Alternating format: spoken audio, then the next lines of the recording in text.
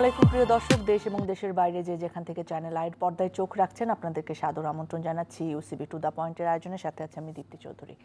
খেলাধুলা একটি সুস্থ সংস্কৃতির ধারক এবং বাহক। পুরো বিশ্ব জুড়ে মানুষ এখান থেকে সুস্থ বিনোদন পায়, এক তীব্র প্রতিযোগিতা থাকে, সেখানকার সঙ্গে জড়িত থাকে জাতীয়তাবাদ, মানুষের দেশপ্রেম, আরও অনেক কিছু। কিন্তু এইবারে আসলে এই সব কিছুর সীমা ছাড়িয়ে গেছে ক্রিকেটের একটি ইস্যু। বাংলাদেশ এবং ভারতের সম্পর্কের যে টানাপোড়েন চলছে তার ছাপ পড়েছে আসলে ক্রিকেট খেলার উপরে, এবং এ নিয়ে নানা ধরনের প্রতিক্রিয়া আছে। আইপিএলে মুস্তাফিজুর রহমানকে বাদ দেয় এবং ভারতে টি-20 বিশ্বকাপে বাংলাদেশ ভারতে খেলতে না যাওয়ার যে সিদ্ধান্ত নিয়েছে তা নিয়ে ক্রীড়াঙ্গন এবং রাজনীতি এবং সাধারণ মানুষ সকলেই আসলে নানা ধরনের মতামত রাখছেন। সেটা আসলে খেলাধুলা শিষ্টাচারের সঙ্গে কতটা যাচ্ছে, কিংবা বাংলাদেশের এবং ভারতের রাজনৈতিক সম্পর্কেরই আসলে কোন দিকে নিয়ে যাচ্ছে, সেই সব কিছু নিয়ে আজকে আমরা কথা বলবো। আমরা বিষয় ঠিক করেছি কোন গাড়া কলে ক্রিকেট। দর্শক, আজকে এই বিষয়ে কথা বলার জন্য দুজন অতিথি আমাদের স্টুডিওতে উপস্থিত রয়েছেন, আর দুজনকে আমরা জুমে কানেক্ট করার চেষ্টা করব। আমাদের সঙ্গে রয়েছেন দৈনিক আমার দেশের স্পোর্টস এডিটর জনাব এম কায়সার, স্বাগত আপনাকে। আমাদের সাথে রয়েছেন বাংলাদেশ জাতীয় ক্রিকেট দলের সাবেক ক্রিকেটার জনাব সানোয়ার হোসেন, স্বাগত জানাচ্ছি আপনাকেও। আমরা কথা শুরু করি, এরপরে জুমে হয়তো আমরা অন্য অতিথিদের কানেক্ট করতে পারবো। এম কায়সার, আপনাকে দিয়ে বরং শুরু করি যে এইটা কি আসলে প্রথম খেলাধুলার অঙ্গনে যে এরকম একটি দেশের সঙ্গে রাজনৈতিক সম্পর্কের কারণে এরকম কোনো ঘটনা ঘটেছে যে খেলতে দেওয়া হয়নি বা খেলা হয়নি, ক্রিকেটারকে বাদ দেওয়া হয়েছে? না, দেখুন, প্রথম বা দশম সেটা বিষয় নয়, বিষয়টা হলো যে এটা হওয়া উচিত না। কারণটা হলো যে স্পোর্ট, আপনি যেভাবে বলছিলেন যে স্পোর্টসের সাথে কিন্তু এই বিষয়টা পুরোপুরি কোনো মতেই যায় না। সবচেয়ে বড় বিষয়টা হলো যে স্পোর্টসে দেখবেন যে একটা শব্দ যোগ করা হয়ে থাকে যে স্পোর্টস স্পিরিট বা স্পোর্টিং স্পিরিট। তো স্পোর্টিং স্পিরিটের সঙ্গে কিন্তু কখনোই এ ধরনের যে মানে আপনার জেস্চার কখনোই যায় না। এবং এটার সাথে যখনই আপনি রাজনীতিকে মেলাতে চাইবেন তখন সেই ক্রিকেটটা বা খেলাটা, যে কোনো, শুধু ক্রিকেট না, যে কোনো খেলায় মানে একটা বিষয় থাকে যে একটু কলুষিত হয়ে যায়।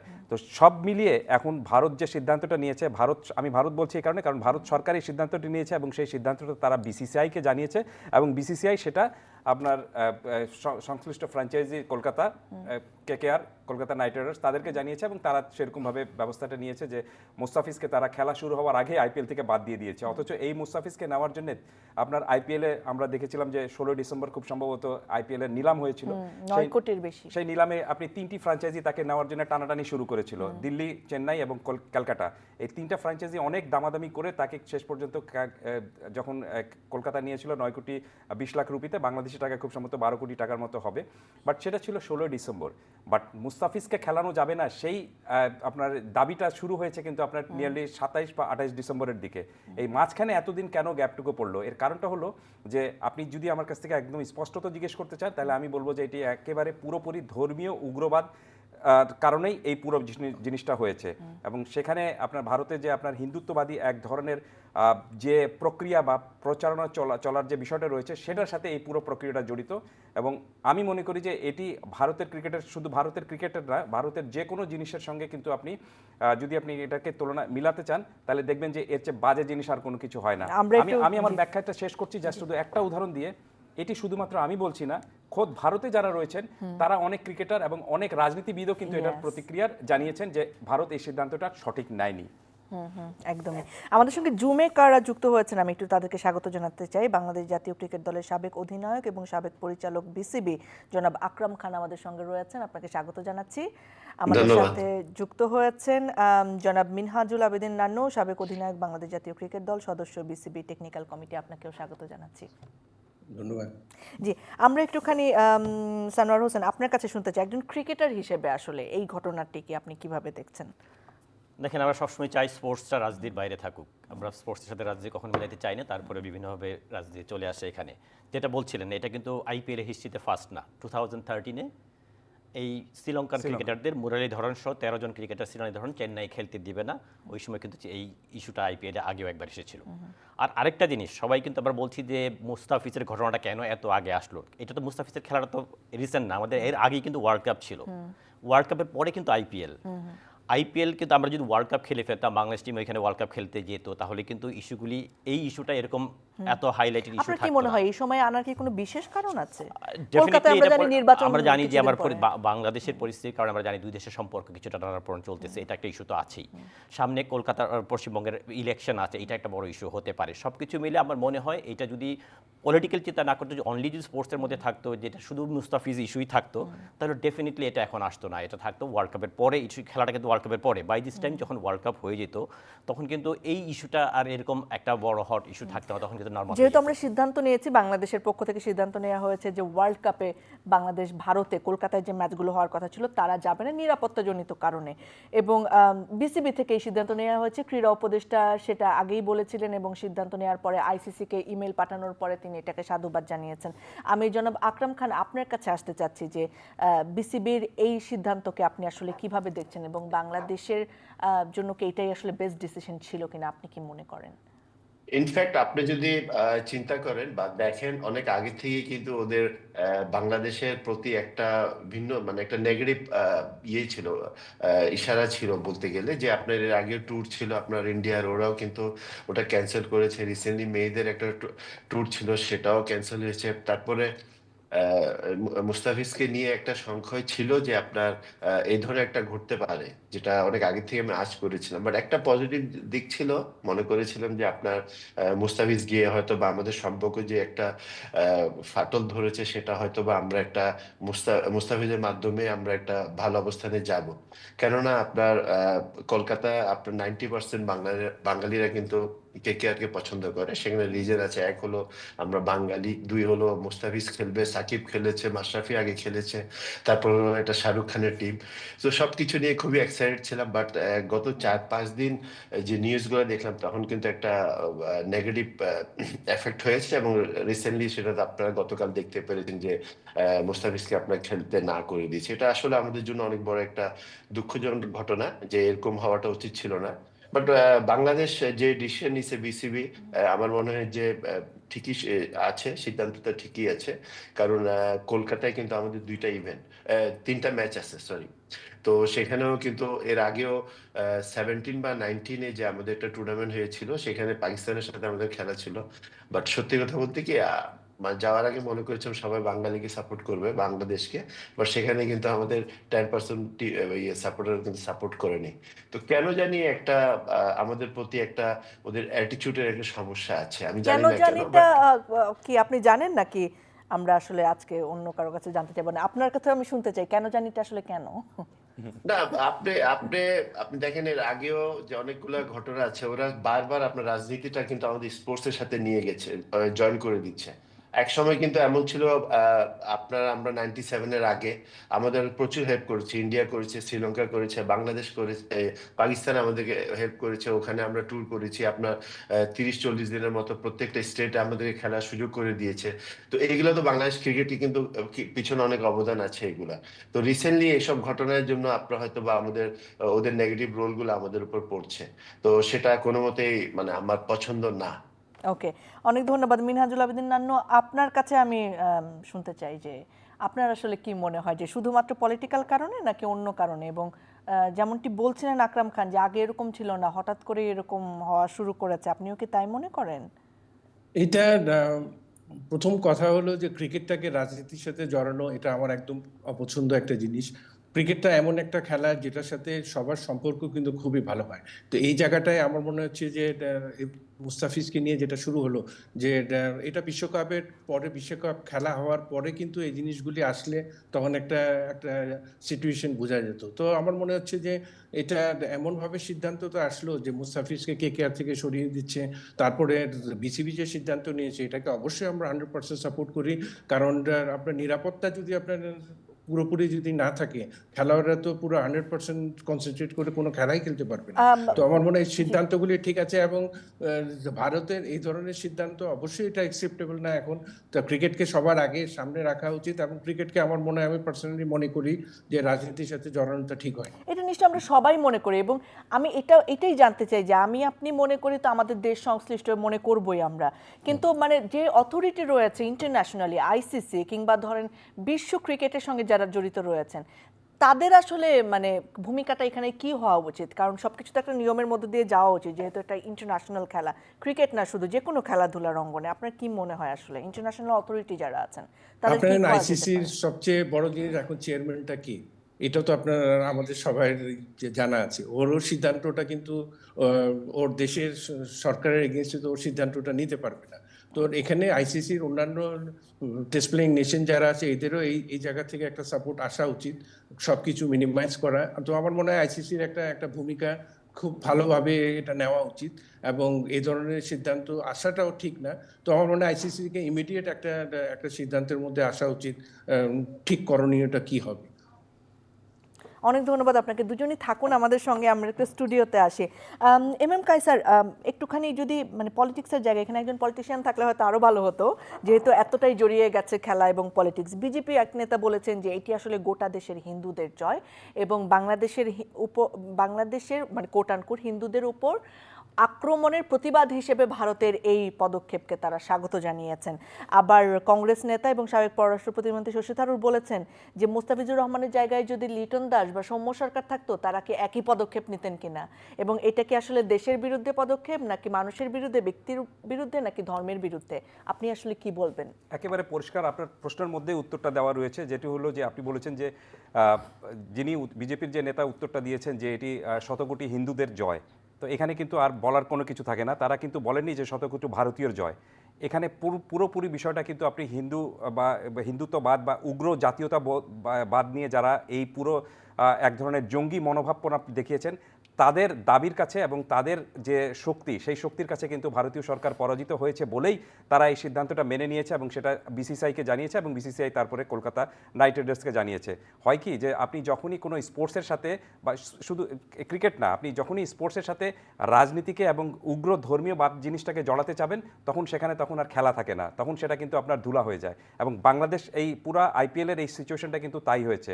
সবচেয়ে বড় বিষয়টা হলো যে মুস্তাফিজকে কেন এই বাদ দেওয়া হয়েছে সেটা কিন্তু পরিষ্কার করে কি কারণটা সেটা কিন্তু ভারত এখন পর্যন্ত বলছে না, কারণ সেটা যখন বলবে তখন দেখবেন যে আপনি তাদের কেন করেছে, এবং তারা কিন্তু তখন ব্যাক পজিশনে চলে যাবে একটা। এবং কেকেআর থেকে বলা হয়েছে শুধু যে তাদেরকে বলা হয়েছে জানানো বোর্ড হয়েছে, থেকে, কিন্তু এবং তারা সেটি বাস্তবায়ন বাট করছে। What was the reason? তো এই রিজনটা কিন্তু এক অর্থে একটু অস্পষ্টভাবে ভারতীয় ক্রিকেট বোর্ডের যে সেক্রেটারি যিনি রয়েছেন, দেবজিৎ সাইকিয়া খুব সম্ভবত ভদ্রলোকের নাম, তিনি যে ব্যাখ্যাটা দিয়েছেন সেখানে তিনি বলেছেন যে নিরাপত্তাজনিত ইস্যুর কারণেই করা হয়েছে। তো আপনি যখন মুস্তাফিজকে, একমাত্র ক্রিকেটার মুস্তাফিজকে যদি আপনি পুরো আইপিএলে নিরাপত্তা দিতে পারবেন না, তাহলে ওয়ার্ল্ড কাপে বাংলাদেশ যখন খেলতে যাবে পুরো 20-22 জনের দল, তাকে আপনি কিভাবে নিরাপত্তা দিবেন?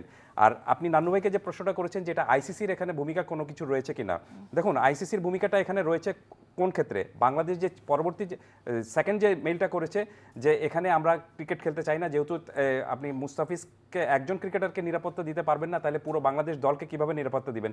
জাস্ট সেই জায়গাটুকুতে আইসিসি শুধু একটা ভূমিকা রাখতে পারে। কিন্তু যে মুস্তাফিজকে আইপিএলে থেকে আপনি খেলতে দেবেন না, এই বিষয়ে আইসিসি কোনো ভূমিকা রাখতে পারে না। কারণটা হলো যে আইপিএল একটা আপনার ফ্র্যাঞ্চাইজি ক্রিকেট এবং একটা ঘরোয়া ক্রিকেট, এখানে কিন্তু আইসিসির কোনো ভূমিকা নেই। আইসিসির ভূমিকা সেখানে রয়েছে যেটি তাদের টুর্নামেন্ট, এবং সেই টুর্নামেন্টটা হলো বিশ্বকাপ, যে টি-20 বিশ্বকাপ। সো এখানেই আমি মনে করি যে বাংলাদেশ যে সিদ্ধান্তটি নিয়েছে, হ্যাটস অফ টু বাংলাদেশ, যে বাংলাদেশ ক্রিকেট বোর্ডকে, যে তারা যে ধরনের একটা সিদ্ধান্ত এই মুহূর্তে নেওয়ার কথা ছিল এবং যে ধরনের একটা গার্ডস দেখানোর কথা ছিল, সেই গার্ডসটা তারা দেখিয়েছে।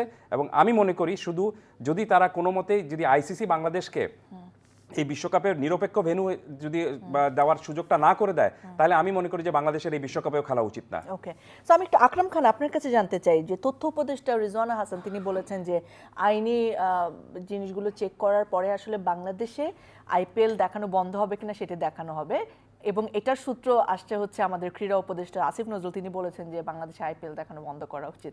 আপনি আসলে কি মনে করেন যে এই যে টানাপোড়েন, সেটা আসলে এই খেলা অঙ্গনে ভারত বাংলাদেশের যে সম্পর্ক, নানা সময় নানা ধরনের টুর্নামেন্ট হয়, সেপ্টেম্বরে ভারতের টিমের বাংলাদেশে আসার কথা, এই সব কিছুর উপর এটার কি প্রভাব পড়বে? মানে আমরা কি আদৌ এই খেলাগুলো ইন্টারন্যাশনাল এই জায়গায় বলেন, সব জায়গায় বলেন, ধরুন ওখানে খেলতে গেলাম না, কিন্তু দুই দল তো আসলে খেলবে, এক দলকে আরেক দল কখনোই যাবে না।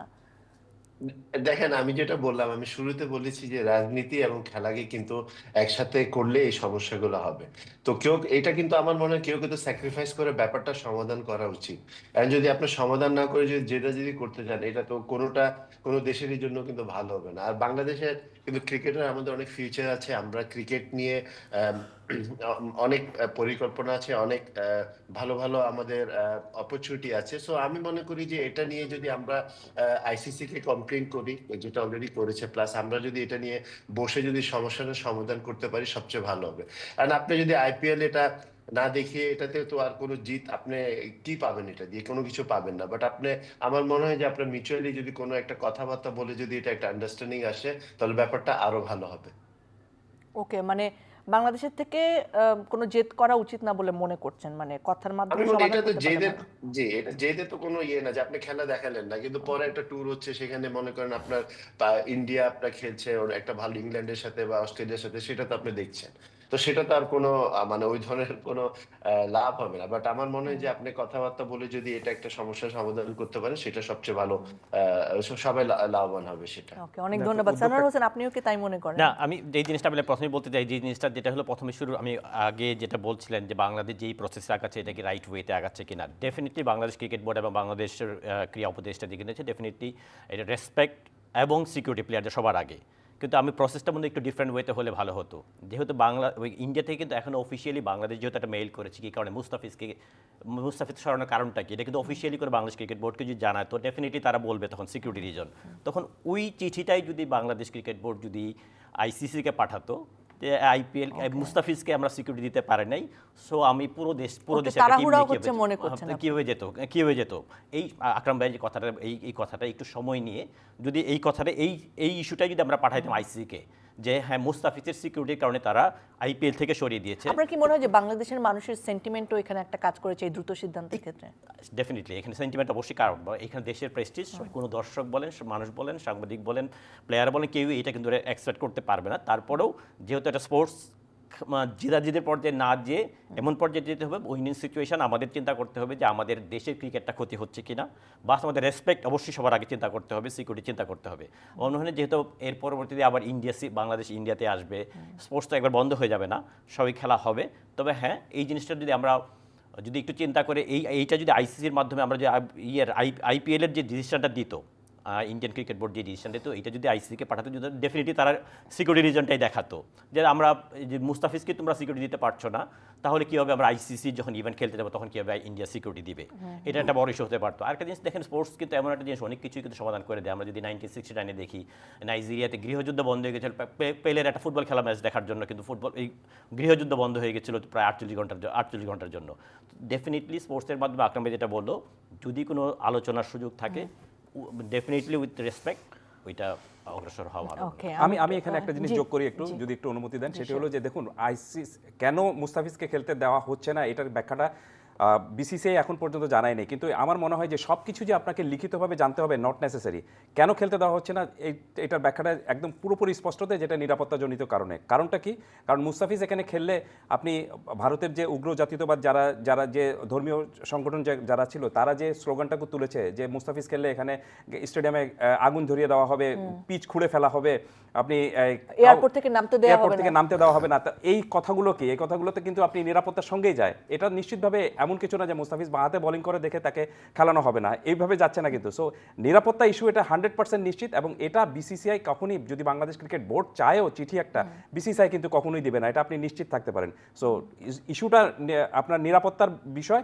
এই কারণে আমি মনে করি যে বাংলাদেশ ক্রিকেট বোর্ড এখন যে সিদ্ধান্তটা নিয়েছে, একেবারে পারফেক্ট সিদ্ধান্ত নিয়েছে, এবং এই সিদ্ধান্তে তাদেরকে স্ট্রিক্ট থাকতে হবে, অটল থাকতে হবে। আমি জানি না যে, আর আকরাম ভাই যে কথাটা বলছিলেন যে সমঝোতার কথাটা, অবশ্যই সমঝোতা হতে হবে, কারণ সমঝোতা না হলে আপনি কিন্তু সামনে বাড়তে পারবেন না। বাট প্রশ্নটা হলো, সমঝোতার জন্য প্রথমে এগিয়ে আসবে কে? সমস্যাটা তৈরি করেছে ভারত, এবং আমি মনে করি যে ভারতীয় ক্রিকেট বোর্ডেরই উচিত এখন এই সমস্যার সমাধানের জন্য ফার্স্ট স্টেপটা নেওয়া। তারা সমস্যার সমাধান করতে চায় কিনা, এটা একটা বড় প্রশ্ন। মিনহাজুল আবেদিন নান্নু, মানে সমস্যার সমাধান করতে চাওয়ারও তো একটা ব্যাপার থাকে, এটা আসলে সমাধান হবে কিভাবে? কারণ আমরা তো চাই আসলে পুরো বিশ্বে শান্তি বজায় থাকুক, এবং খেলাধুলাটা তার শিষ্টাচারের যে জায়গা, তার যে সুস্থ বিনোদনের জায়গা, সেই জায়গাতেই থাকুক। কারা এগিয়ে যাবে বা কারা মধ্যস্থতা করবে, এটার ভবিষ্যৎ কি দেখছেন? এটা অবশ্যই একটা, আইসিসির ভূমিকাটা হচ্ছে সবচেয়ে প্রধান ভূমিকা ওদেরকেই নিতে হবে এবং ওদেরকে ডিসিশন নিতে হবে। সামনের বিশ্বকাপ ইভেন্ট আছে, সবচেয়ে বড় ইভেন্ট, এবং ক্রিকেটের এই ইভেন্টটা যাতে ভালো মতে সবার যাতে অংশগ্রহণে সব জায়গায় যাতে খেলতে পারে সেই নিশ্চয়তা নিয়ে কিন্তু ক্রিকেটটাকে আগাতে হবে। তো আমার মনে হয় যে এখানে আইসিসির ভূমিকাটা সামনের কয়েকদিনের মধ্যে আমাদেরকে অপেক্ষা করতে হবে ওদের থেকে কি রেসপন্সটা আসে, তারপরে কিন্তু সিদ্ধান্তটা বুঝতে পারবো যে কোন দিকে যাচ্ছে। তো আমরা সব দিক দিয়ে মনে করি যে ক্রিকেটটা সবার আগে, ক্রিকেটটা আমরা দেখতে চাই সবার, এবং নিরাপত্তাটাও কিন্তু সবার আগে। আমরা কিন্তু আমাদের খেলোয়াড়দেরকে এইভাবে পাঠাতে পারবো না যাতে নিরাপত্তাহীনতায় যাতে ওদের বেস্ট পারফরমেন্সটা আমরা পাবো না। তো সুতরাং বিসিবি যে সিদ্ধান্ত নিয়েছে এটা সঠিক আছে। তো আমরা আইসিসির দিকে তাকিয়ে আছি, আইসিসি কি সিদ্ধান্তটা দেয়। অনেক ধন্যবাদ আপনাকে। আকরাম খান, আপনার কাছে শুনি একটুখানি যে শুধুমাত্র ক্রিকেট না, আসলে অন্য অনেক ক্ষেত্রেও আসলে যে ভারতের সাথে বাংলাদেশের সম্পর্কে টানাপোড়েন চলছে, সেই জায়গায় আসলে কি বলবেন যে আমাদের যে মিথস্ক্রিয়াগুলো রয়েছে, ধরেন এক দেশে আরেক দেশের বিভিন্ন দল যায়, শুধু ক্রিকেট না, হকি, ফুটবল, সব কিছু, এই সব কিছুতেও কি এটার প্রভাব পড়তে পারে নাকি এটার যদি সমাধান হয় বাকিগুলোও সমাধান হবে মনে করেন? দেখেন, গত মাস দুয়েক আগে কিন্তু ইন্ডিয়া এসে বাংলাদেশে একটা ফুটবল ম্যাচ খেলে গিয়েছে। অনেক সুন্দরভাবে সবাই কিন্তু আমরা উপভোগ করলাম, অনেকদিন পর ওদের সাথে আমরা জিতেছি। ওরাও কিন্তু এসে কিন্তু এখানে ভালোভাবে খেলে গেল। তো আহ, সম্পর্কটা কিন্তু যদি আপনি শুরু করেন যে একটা দিয়ে শুরু করলে ওটা তো আপনার বাড়বেই। তো আমার মনে হয় this is the right time যে আপনি এটা আন্ডারস্ট্যান্ডিং এর মধ্যে সমঝোতা করাটা হলো ভেরি ইম্পর্টেন্ট। আদারওয়াইজ আস্তে আস্তে কিন্তু দেখবেন প্রত্যেকটা ক্ষেত্রে কিন্তু আপনার এফেক্ট পড়ছে। আমরা ফুটবল যে খেললাম সেটাও কিন্তু দেখবেন ফিউচারে বন্ধ হয়ে যাবে। তো এটা তো এই এফেক্ট তো আপনার প্রত্যেকটা জিনিসে পড়বেই। That's true. আর যেটা জিনিস হলো, আর সবাই বলতেছে আইসিসি আইসিসি, কিন্তু আইসিসি এবং আহ, আহ, ফিফা, এটার সাথে যদি আপনি কম্পেয়ার করেন, FIFA they are very strong, ওরা কিন্তু কেউ কিন্তু ছাড়বে না। বাট আইসিসির সাথে আপনি ফিফার কম্পেয়ার করা যায় না, কারণ আইসিসি দেখেছেন এর আগে অনেকগুলো ডিসিশন কিন্তু আপনার ওরা নিতে পারে না। ওরা কিন্তু কেন জানি আপনার ইন্ডিয়ার প্রতি ওরা অনেক দুর্বল, সেটা সবাই জানে। ওদের ডিসিশন ওরা এইটা একটা গুরুত্বপূর্ণ ওরা ইস্যু হতে পারে জি। কথা বলার তো জন্য। আপনি যদি আইসিসির দিকে তাকিয়ে থাকেন কোনো ফল পাবেন না আপনি। আপনাকে এরা যারা ক্রিকেট বোর্ডে আছে বাংলাদেশে, এবং ওখানে অনেক ক্রিকেট বোর্ডে অনেক ক্রিকেট প্লেয়াররা আছে, বাংলাদেশে অনেক প্লেয়ার আছে, ওদের সাথে যদি আপনার একটা সমঝোতা, যদি একটা চেষ্টা করা হয়, আই এম হোপফুলি যে এটা একটা সমঝোতা আসবে। তাহলে কি আপনার মনে হয় আইসিসি কে চিঠি না দিয়ে ওদেরকে চিঠি দেওয়াটা বেশি না, কার্যকরী হতো? চিঠি দেখ, বাট চেষ্টাটা কিন্তু সব দিক দিয়ে থাকলে ভালো। বা শুধু আইসিসি কে দিয়ে যদি চুপ করে বসে থাকেন কোনো লাভ হবে না। ও মাই গড, আকরাম খান কিন্তু একটা বড় না, ইস্যু কারণ- এনেছেন না, কথা আকরাম বলার। ভাই কিন্তু cricket- কারণে এই আকরাম ভাইয়ের এই লজিকের ব্যাখ্যাটাও রয়েছে একটা, হ্যাঁ, যে হ্যাঁ। এই মুহূর্তে আইসিসির প্রেসিডেন্ট এই মুহূর্তে যিনি রয়েছেন, তিনি কিন্তু কিছুদিন আগেও ভারতীয় ক্রিকেট বোর্ডের প্রেসিডেন্ট ছিলেন। এবং তার রাজনৈতিক পরিচয় কি? তার রাজনৈতিক পরিচয় হলো তিনি ভারতের স্বরাষ্ট্রমন্ত্রী অমিত শাহর ছেলে। সো এই হিসাবগুলো আপনি মেলালেই বোঝা যায় যে আইসিসির কাছে আপনি যতই আপনার দরখাস্ত, বিচারের রায় কোন দিকে যাবে? বিচারের রায় কোন দিকে যাবে সেটা খুব একটা জানার জন্য খুব বেশি আমার মনে হয় যে বুদ্ধি খরচ করতে হবে না। তাহলে আমাদের পরবর্তী স্টেপ কি হবে যদি বুদ্ধি খরচ করে না, আমরা না, মোটামুটি অনুমান করি যে কি আকরাম হবে ভাই কিন্তু রায়? বাংলাদেশ ক্রিকেট বোর্ডের ডাইরেক্টর ছিল লম্বা সময় যাবত। স্বাভাবিকভাবে দুই দেশে ইন্ডিয়ান ক্রিকেট বোর্ডের সাথে বলেন বা আইসিসির সাথে বলেন, তার কানেক্টিভিটি বা কাজ করার অভিজ্ঞতা অনেক বেশি। তারা জানেন যে স্বাভাবিক ভিতরের অবস্থানটা খুব ভালোভাবে জানে যে আইসিসি যেটা বললো ফিফার মতো, ফিফা কিন্তু ব্রাজিল বা কোনটা আর্জেন্টিনা ওইটা কেয়ার বুঝে করবে না। না, যার প্রবলেম ওইটা কিন্তু ওইভাবেই তো ক্রিকেটের অথরিটিটা কেন শক্তিশালী করা হচ্ছে না? এটার জন্য কি মানে ক্রিকেটারদের বা দেশ থেকে চাপ প্রয়োগ করা দরকার না, যে একটা অথরিটি যখন থাকবে তখন তো তার শক্তিশালী হতে হবে? না, মনে এটা করেন এটা আপনারা? সাংগঠনিকভাবে আইসিসি যেরকম ভাবে দুর্বল, আর ঠিক একই রকম ভাবে ফিফা কিন্তু অনেক বেশি স্ট্রং। আপনি ফিফার যে কমিটি থাকে, সেই ফিফার যে কমিটিটা যে রয়েছে, এবং আপনি চাইলেই কিন্তু বাংলাদেশ ফুটবল ফেডারেশনে এখন যে কমিটিটা রয়েছে সেই কমিটি কিন্তু আপনি ভাঙতে পারবেন না। আপনি যদি কমিটি ভাঙেন তাকে ফিফা কিন্তু আপনাকে ব্যান করে দিবে। কিন্তু আইসিসিতে আমরা দেখেছি যে আইসিসি এই ক্ষমতাটুকু প্রয়োগ করে না। আমরা দেখেছি যে পাকিস্তানে আপনার 3 মাস পর পর কিন্তু তাদের ক্রিকেট বোর্ডের চেঞ্জ হয়। ইভেন শ্রীলঙ্কাও চেঞ্জ হয়েছে। শ্রীলঙ্কা একবার অবশ্য তারা এক সমস্যা তৈরি করেছিল, কিন্তু তারপরে ওটা বেশি দূর যায়নি। আর আইসিসিতে এটা সাংগঠনিক দুর্বলতা কিছুটা রয়েছে। আর ফিফার যে সবচেয়ে বড় বিষয়টা হলো যে ফিফা অনেক বেশি দেশ খেলে, এবং তাদের যে সাংগঠনিক ক্ষমতা বা দক্ষতা, এটা অনেক আগে থেকে তারা সেরকমভাবে চালিয়ে আসছে। সো আমার মনে হয় যে ফিফার সঙ্গে আইসিসির এই তুলনা করাটাই উচিত না, কারণ ফিফা অনেক স্ট্রং টিম। কিন্তু ক্রিকেট অঙ্গন থেকে তো চাওয়া থাকতে বড় পারে। কারণ মনে কাছে যেহেতু ফাইন্যান্সটা একটা বড় একটা ফ্যাক্টর। ফিফা কিন্তু অনলি একটা দুইটা দেশের উপর ডিপেন্ড করে, অনেক দেশ খেলে, অনেক কিছু ফাইন্যান্সিয়ালি অনেক সাউন্ড এন্ড স্ট্রং, কিন্তু আইসিসি, যেটা হলো ইন্ডিয়ান ক্রিকেট বোর্ডের উপরে ফাইন্যান্সিয়ালি 80-90% ডিপেন্ডেন্ট হলো ইন্ডিয়ান ক্রিকেট বোর্ডের উপর। আইসিসি রান করতে হলে ইন্ডিয়ান বোর্ডের সাপোর্ট ছাড়া চলতে পারবে না।